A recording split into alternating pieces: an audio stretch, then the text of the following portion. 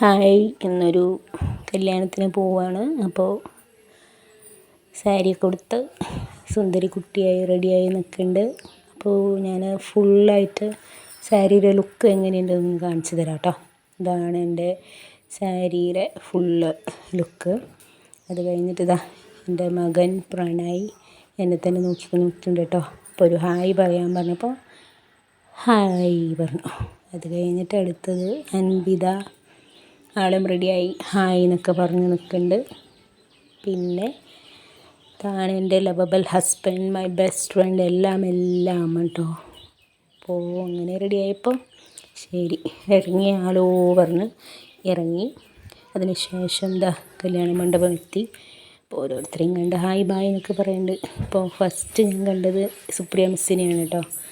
ആളാണ് എൻ്റെ ഏറ്റവും ബെസ്റ്റ് ഫ്രണ്ട്, എന്താണ് എല്ലാം. അപ്പോൾ അത് കഴിഞ്ഞ് എൻ്റെ പാഠശാല ഫാമിലി എന്ന് പറയാം കേട്ടോ. എനിക്ക് കൊളീഗ്സ് എന്ന് പറയാൻ ഇഷ്ടമല്ല. ഫാമിലി, എൻ്റെ ഒരു ഫാമിലി തന്നെയായിരുന്നു അവർ. അവരും ഹാപ്പിയായി, ഞാനും നല്ല ഹാപ്പിയായി. അപ്പോൾ എല്ലാവരും ഹായ് പറയുന്നുണ്ട്. അത് കഴിഞ്ഞിട്ട് അപ്പോൾ ഒരു സ്പെഷ്യൽ ആളെ ഇൻട്രൊഡ്യൂസ് ചെയ്യാം കേട്ടോ.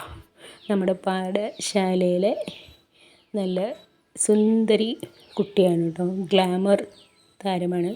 അപ്പോൾ നമ്മളെപ്പോഴും ആളുടെ ഗ്ലാമർ വെച്ചിട്ട് ഇങ്ങനെ സംസാരിക്കും. അപ്പോൾ അത് പറഞ്ഞപ്പോൾ ആൾക്കൊരു നാണം വന്നു. ആളുടെ അടുത്തൊരു ഹായ് കൊടുക്കാൻ പറഞ്ഞിട്ട് ആൾ പിന്നെ ഫൈനലി ഹായ് പറഞ്ഞു കേട്ടോ. ഇതാണ് കല്യാണ ചെക്കനും പെണ്ണും. അവർ ഫുള്ള് ഹാപ്പിയാണ്. അപ്പോൾ പിന്നെ ഓരോരുത്തരും വന്ന് ഫോട്ടോ എടുത്തിട്ട് പോകുന്നുണ്ട്. അപ്പോൾ ഇങ്ങനെ കല്യാണ മണ്ഡപത്തിലിരുന്ന് ഞാൻ അവിടെ ഇവിടെ നോക്കി നിൽക്കുന്നുണ്ട്. അപ്പോൾ ക്യൂവിൽ നിന്നിട്ടാണ് വീഡിയോ എടുത്തുകൊണ്ടിരിക്കുന്നത് കേട്ടോ.